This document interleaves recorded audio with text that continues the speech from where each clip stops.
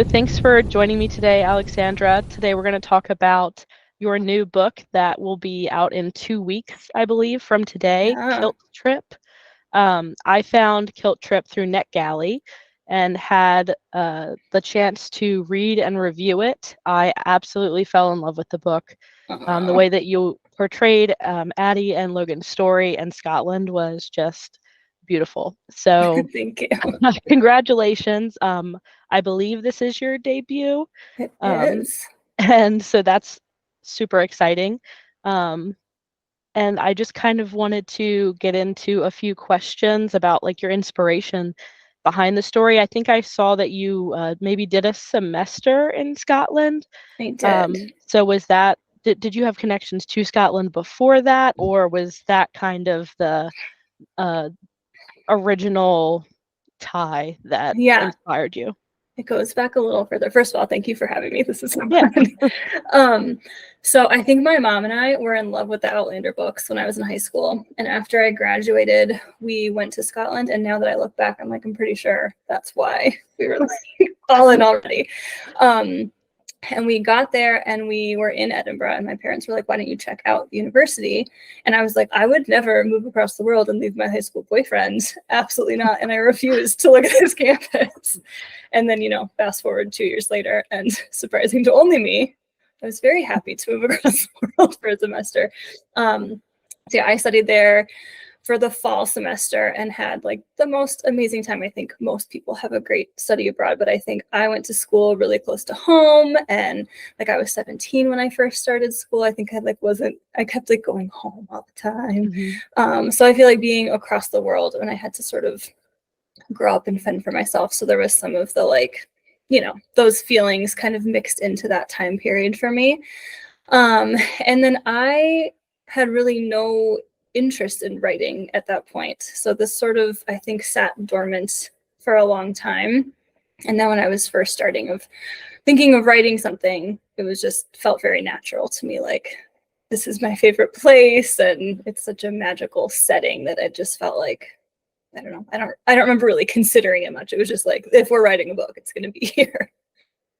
Yeah, that makes sense. Writing a place that made you feel a certain way, it Yeah. certainly makes it more natural, and it was very natural. As the reader, I've never been to Scotland, so as far as like checking things, I wouldn't know, but like the way you portrayed it, I could tell that you loved it, that you truly loved it. I So do. I love it so that much. was shining through during the whole Thanks. story. So the chemistry that you created between Addie and Logan, how did you develop those relationship dynamics, and what aspects of their personalities did you enjoy exploring the most as the author? Yeah. I feel like they became more enemies throughout drafts. It was actually one of the things that I did with my editor, was kind of change from adversaries to true enemies. And as I was making that change, I was like, these kind of feel like the same thing. And then the more I got into it, it's like, I think adversaries start from a place of like mutual respect that enemies do not start from. So Right. it like really drew out that romance arc when I was restructuring. So it was like, ended up being quite a big edit for that piece, just because it just takes so much longer for enemies to like break through each other's walls and like misunderstandings about each other. But I think what I loved most about these two is like they're just so opposite, and it made it really fun to like dig into what are their strengths and weaknesses and how do they bring that out in the other person. Like I loved that Logan is so like, he's got such strong roots and such strong connections to his community and his family, and like Addie really has none of that, but she's very free spirited and like happy to take risks. Like she doesn't have anything to lose, kind of thing. So it was fun playing with those two components of like, all Addie really needs is like everything that Logan represents. And like, I wanted her to have all the happily ever afters and, have the community and the family and the love. And then for him is like, he's been so stuck in this thing that he feels like his legacy and, what his dad has built this business into, and not feeling like he can really make it his own and take risks, or that if he does that, everything's going to go wrong. So having Addie as this free-spirited character of like, just try it. Like, let's just do something different, and like encourage him to venture into places he might not otherwise have gone into. So I think I liked playing with the opposites here and how they could like bring out other aspects in each other. Yeah, and I really appreciated like their personal arcs that they both had separately, like with because you do like explore deeper themes like grief and family dynamics with like the family business and the, you know, the child kind of taking over like eventually for the parent, and that dynamic that felt very Yeah. real to me. My parents have a business, so like it, you know, that resonated Yeah. with me. And Yeah. then what Addie was going through as well, like that's something that that people go through. Mm-hmm. So I felt that you did a great job making the problems that the characters had to deal with on their own feel real, and um like people will connect with that. But talking about like balancing the themes, because you know Mm-hmm. it's like contemporary romance, there's you know, some spicy elements, Mm-hmm. but what were like the challenges that you kind of face with weaving together the romance, the humor, and then like the grief and the family aspect? Yeah. What kind of did you take away from that, like as the writer? I think I almost came at that from the opposite angle. I think that Addie's backstory had always felt like very integral to her and something that I couldn't part with. And I struggled for a long time of like, is this women's fiction? Like, are we so far into this space that it's like really about her healing journey and it's not as much about the romance? But like, I really love romance. Like, I really wanted it to be about the romance. And there was a very old draft where like Addie went back to New Mexico and she was like with her dad for all this time. And my critique partners were like, where is Logan? What have we done? um, so I read K.A. Tucker's The Simple Wild. And I feel like it was very, inspirational, but in the way that I think I saw, here's the story where this woman's kind of estranged from her dad, going back to Alaska, like as he's sick, but having this like very fun, energetic enemies to lovers thing with the pilot there. And I mean, they're like bonkers stuff. Like he keeps her luggage on his porch for a number of days when she gets there and like doesn't tell her. And so she like has nothing.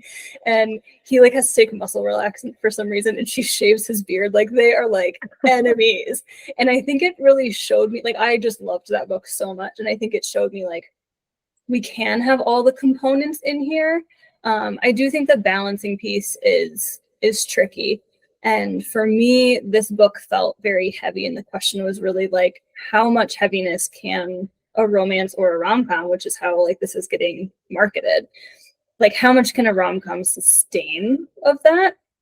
So I really tried to go back through and like even the scene where they're in the office and like Logan's planted this bug and like everyone's like losing their minds about it was like a later stage addition where it was like, where can I go in and find places to like inject humor and inject levity to like keep this so it doesn't feel so heavy? Because I think I always knew I really wanted to have like the grief component in there. Yeah, so for me, that like self-discovery journey, like I felt there was a great balance, and I loved the little office shenanigans, and the side characters are so lovable. Like Oh, it was fantastic. But thank you. um, you know, the grief aspect specifically, that like that's something that I would imagine would be kind of difficult like to tap into. Were there like experiences that you kind of put yourself in, maybe somebody that you knew? Like how did you navigate that, and like what Mm-hmm. was your hope that readers would take away from that? Yeah. So, like I said, I think this backstory just like came with Addie, and I've been asked this question, and like I haven't lost my mom, so it's like, why did this feel so important? Where did this come from? Hmm. And I think so. My best friend in high school lost his dad really unexpectedly when we were 17, and I think I was really close with their family, and I think kind of watching all the people in his family, like one of them really getting into trouble, and one of them like, I'm going after a basketball scholarship, like this is my sole focus, and like everyone kind of grieving in the really different ways. And I felt like my best friend was kind of like, I have to be this like the one that's holding everything together. And I never felt like he really grieved at that stage. And so I think that that's like the root of where this came from, is like what happens to someone who doesn't feel like they have the space to grieve something like that. And like on a broader level, like what happens to us as people when we feel like our feelings are too big for our relationships or for the world? Like, how do we find the people that give us the space to work through that? So that's what I think I wanted people to take away from that, and like why I wanted Logan to be the type of character he is, where he's not trying to fix stuff for her. He's just trying to like give her the opportunity to sort through what she's been through and like open up in her own time. And then I guess the other component of that I wanted to build into Addie's backstory is like she had these really happy memories with her mom and her dad, and then feeling like her mom passes away suddenly and her dad retreats into his grief. And so I think there's a component here of just like, I don't know, I think about this sometimes, like life can just change in an instant, and how intentional am I being in my relationships with my kids and my husband, and like, are we really appreciating the time that we have with the people that we love most? So I think that's like another takeaway that I hope people sort of reflect on, is like, life is short, and are we taking the risks and loving people the way that we want to while we have the time? I think that's really important and a great takeaway. And I definitely felt that. It felt very like nostalgic, like the flashbacks to her childhood. And, Yeah.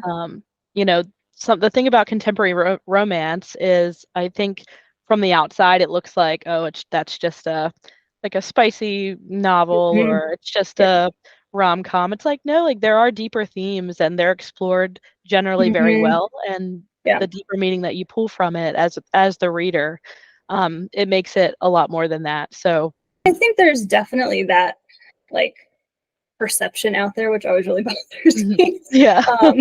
But it's like, I think what I love about romance is that you have this guaranteed happily ever after. It's like you can sink into like the harder things and know like we're all going to pull through this. It's going to be okay at the end. It's like, I think I can appreciate those moments and that like character growth more, because I know it's going to be okay at the end.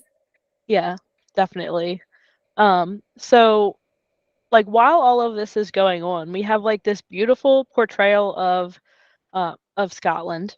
Mm-hmm. We have like very like specific places that are named and explored.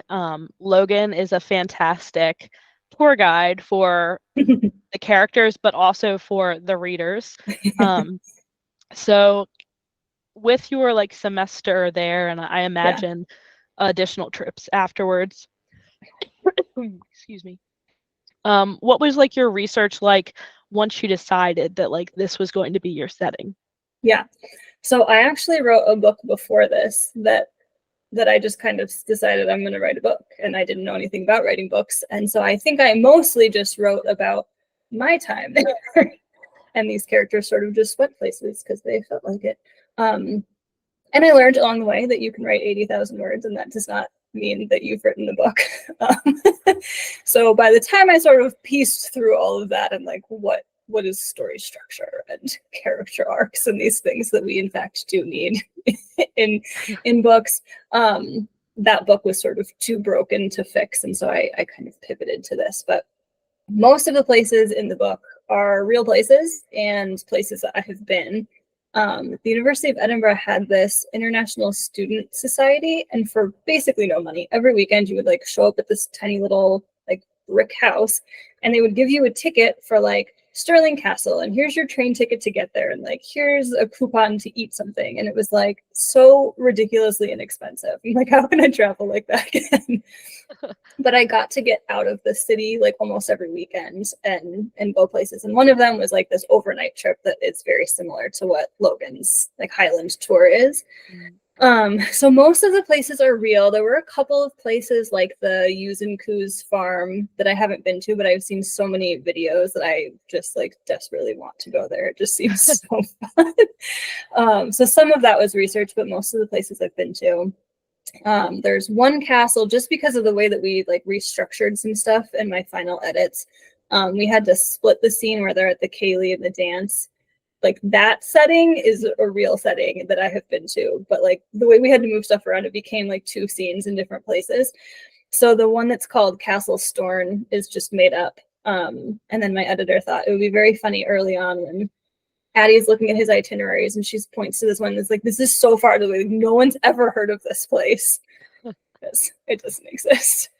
But most everything else does.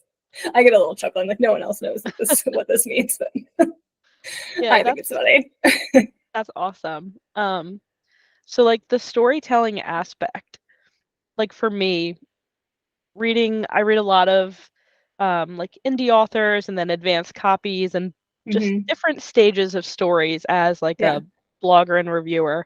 Yeah. And what I've found throughout doing that is even if a book is not necessarily written as well, if the storytelling is there, I will probably still like it. For this book, that wasn't the issue. It was written very well. I just want to clarify that. But the storytelling, and then there are books that are written well, but the storytelling isn't there. Right. For me, it's like that's something that maybe you, as a writer, as an author, you develop that over time. I think some people just have that.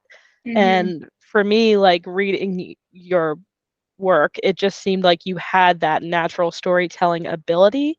Do you feel that that's something that you said that you weren't planning on like writing a book? Do you feel that though you were a storyteller before, or this is just something that you've kind of just decided on and really had to work at as far as the storytelling aspect? Yeah. I think that I've always been a storyteller, and I did a lot of songwriting back in the day in the emo years. I think for me, it's definitely something that I've worked on, and I think, like I was saying, I had written that first book and then kind of realized like you have to learn about writing books. You can't just write one.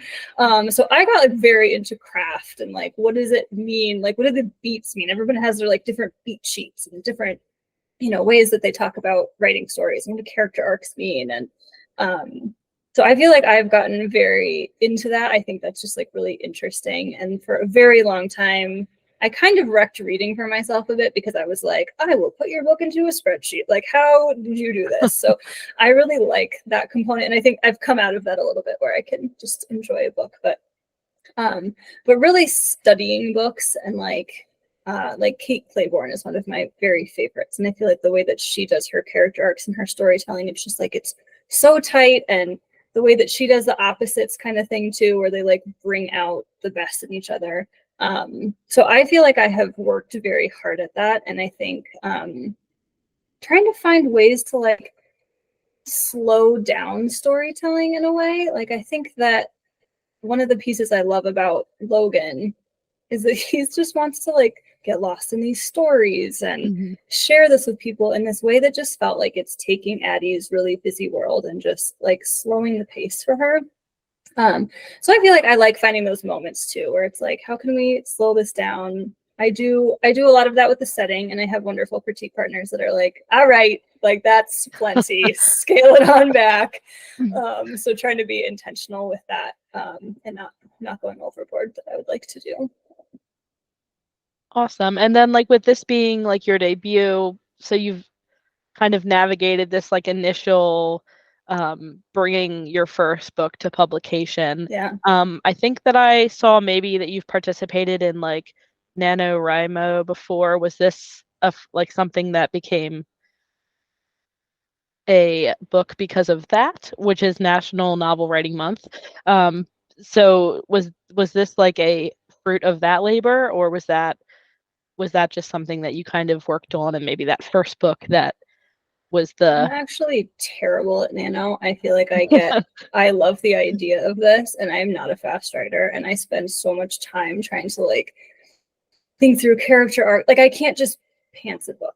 I feel like I have spreadsheets before I start writing of like what are the scenes and which character arcs are moving and how is the romance arc moving. So I love the idea of like I'm going to sit down and write half of a book in a month. So I usually get about a week and a half in and feel extremely overwhelmed to input. So the thing that I was in Pitch Wars, which was a mentorship program, and I think I was in the last class of that. But this book, my mentor was so fantastic, and I feel like really saw the ending that I was trying to write, not writing.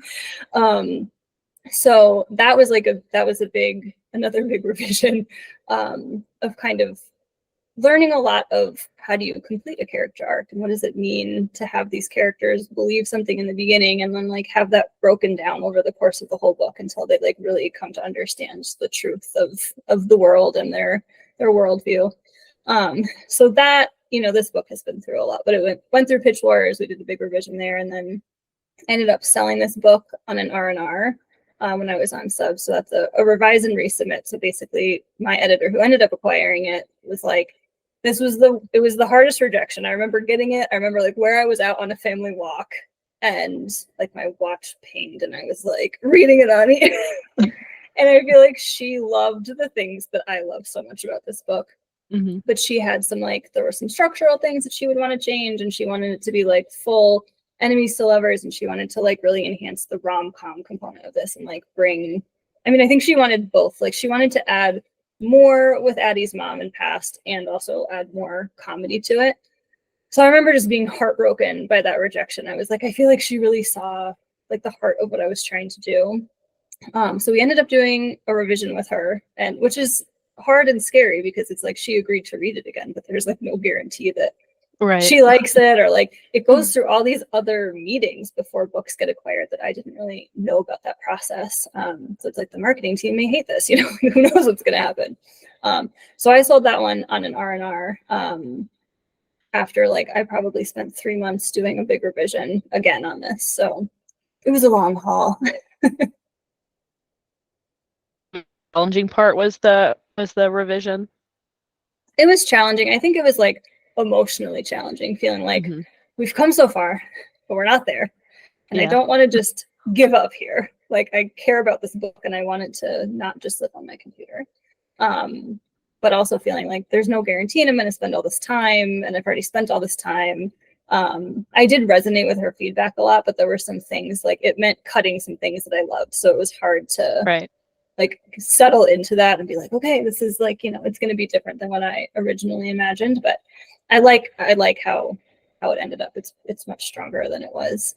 But yeah, I think that was the biggest hard part, is just the uncertainty of like, is this going to work out? Like, is all this work going to be worth it? Or is it just going to be like, I wrote a book once and it's on my computer. I can send you the Word doc if you want it.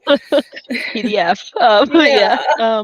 No, it's funny. Some of the things you've mentioned about like having something that you wrote initially and then that was like not structurally feasible. Like I have projects like that. It's just like, you know, you get to like, I don't know, for me, it's like I get to like around 30,000 words and I'm like, all right, I pretty much went through the whole thing and now I only have 30,000 words. So funny. You're like, and it's a novella. Like, yeah, and it's you know, telling the story too fast, and you know, I also can't do nano. I tried.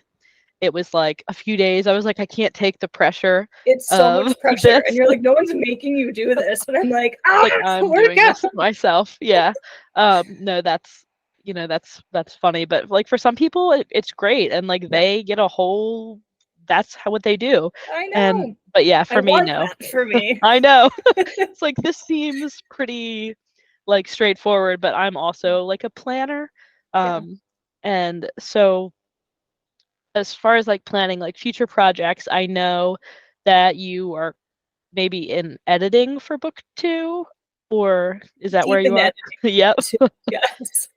Was book 2, have you felt that the journey with book 2 has been less challenging, more challenging, about the same? Tell me about like the differences there. Yeah. Well, I feel like with Kilt Trip, I kept thinking it was done, and then it wasn't done. Like I look back and I'm like, would I have finished that book or even embarked on this journey had I known how long that was going to be and like how many big revisions? And I love where it ended up, and I'm really happy with that. But I think it just took a very long time. So within going into book 2, there was a lot of, I don't even know what my process is. Like I wrote the original version of this so long ago, and I've learned so much, and hopefully I don't have to go through like the same process because we don't have time for that. So there was I feel like this writing book 2 just felt a lot more anxiety inducing, I guess. Like writing the first one, it's like, I started writing that just like it's the middle of a pandemic and I'm going to escape to Scotland every night so that we can all exist. Yeah. So I think that like there was no pressure on that Mhm. until it was like much farther along and felt like an actual book. Whereas starting this one, it's like, okay, I'm on contract and I have a due date and I don't want to turn something in that's just like, well, here's part of a book. Yeah. So, and then I think the other piece that felt really, really hard for a long time was comparing it to Kilt Trip. It's like the second book, the very short blurb. So it's Jack's book, so Logan's brother. Basically, Ooh, love he, that. yeah, I know, I love Jack. He and his ex from college have to hike the Sky Trail. So it's like an 80-mile, like very intense hike on the Isle of Skye to help their ailing mentor finish her memoir. And they have not seen each other in like 7 years. So it's a very different vibe from Kilt Trip. Like it still has a lot of the like same kinds of themes. Like I like having the, setting as a character, and I like digging into like what does storytelling mean to us? Like this is how we connect with people and how do we tell this in different ways. So like for Jack, he's a photographer and Brooke's a writer. And so it was like similar stuff in Kilt Trip of like how do we connect via stories. But it's dual timeline, it's second chance. It's like I think I worried for so long, like this just doesn't feel as like bantery and fun. And it's like, well, a second chance is just like a very different vibe from enemies to lovers. Like there's no space for that. Like they're hurting. Like there's just no space for that kind of banter. And so it's like trying to find other places to bring in like kind of the comedy and the lightheartedness with a like a little heavier of a trope, I guess. And then somebody told me that they feel like writing books is kind of like having kids, and like your kids are really different and they have different strengths and different weaknesses, and you love them the same, and you bring like they bring different things to the table and you bring different things to the table. And I feel like that actually really helped me get to a headspace of like I'm not writing the same book again. Like no one wants to read the same book again. So it's okay that these feel different. But I think I just spent a lot of time comparing the two. But as far as the process for book 2, I did a lot of brainstorming and like character kind of work. And then I did a flash draft, which I never thought I would do because it's basically nano. But I could not get over myself and go from like a super polished, like copy edited Kilt Trip to like writing whatever this was. And so I feel like I was in my document like, oh, those words aren't good. Like delete them, like pretend this never happened. And I literally had to get to a place where I was like, I'm putting this in a different document and calling it like not a real draft to like make myself feel like I could write poorly and then it would be okay. So I did a flash draft and then, kind of got back into, now I have like some things like this is developed enough to get us on track now. So kind of what you just mentioned about how like having to have the different document and like the kind of like editing while you're writing, like for me, and we're gonna get into like a little follow-up question after this.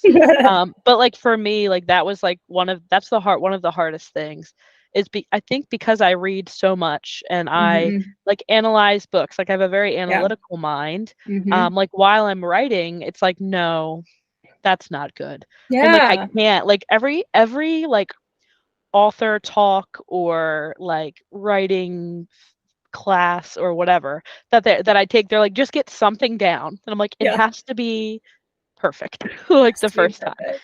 Totally. So I was wondering, like looking at your site and like you have a Substack and I see that you do like some like editing or like manuscript evaluation.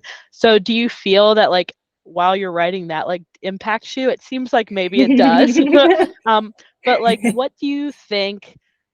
I also noticed like you do book reviews and like different like blog posts about like the process, which I love. Like I love when authors especially share, especially those like earlier in their career, like about the process and like what worked for you or didn't work for you. But having this kind of multiple connected, like you write different things, you do the editing, like how does that like intersect? How does that influence your creative process? Have you had to, like with the document thing, like have had to like try to separate them so that way you can write? This is a very interesting question. So I started freelance editing because I was in a really awesome critique group early on and was just like, I love the critique side of this too. Like, I think we can see other people's work so much more clearly than our own. I know for my own self, I'll be like, this scene needs to stay because there's one adorable line and I like can't part with the thing.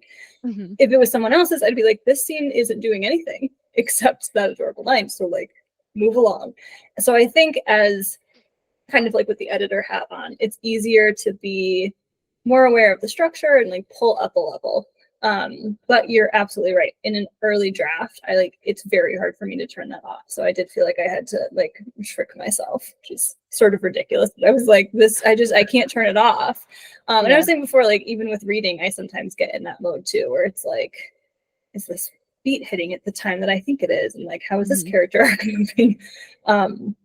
But I think more it's like, I find the editing side very soothing because I think I'm like you, like the analytical side of things feels easier to me than the creative side, honestly, most of the time. So to me, I would like my ideal day would be like morning is writing my own stuff and afternoon is editing other people's stuff. I like being able to say, I see what you're trying to do here. Like, let's pull more of this out. And I love when my critique partners can do that for me too. But I would say, I don't think that the editing for clients really makes me more in my editing brain. I think that came pre-programmed of. Yep. That makes sense. Well, I don't have any other questions for you. I don't know if there's anything else you wanted to share, but Kilt Trip is out March 5th, and I absolutely think that everyone should read it and pre-order it. Thank you. And pre-order it. Oh, there's no pre-orders. No, that's great. I'm super excited for this book to be out there. It's been really cool having people like reach out because it's been out in ARC form for a while now, like reaching out and sharing their stories. And so many people have been to Scotland. Like, it's such a wonderful destination. So I think a lot of people are like, I've been there, and I love people have been sending me like pictures of their trips. They're like, I've been to this place in the book. And actually, just yesterday, somebody sent me a picture like of Advocate's Close and it's like at the Scott Monument in the distance. And she like put some words from my book over, and I was like, this is the most precious thing to me. So I think it's really fun seeing like people have a connection to this because so many people love Scotland or have been to Scotland. So yeah, it's coming out soon. I can't wait for people to read. 2 weeks. 2 weeks. Well, thank you again for your time today. I wish you the best of luck with like your events and pub day and everything. And yeah, have a great rest of your day. Thanks.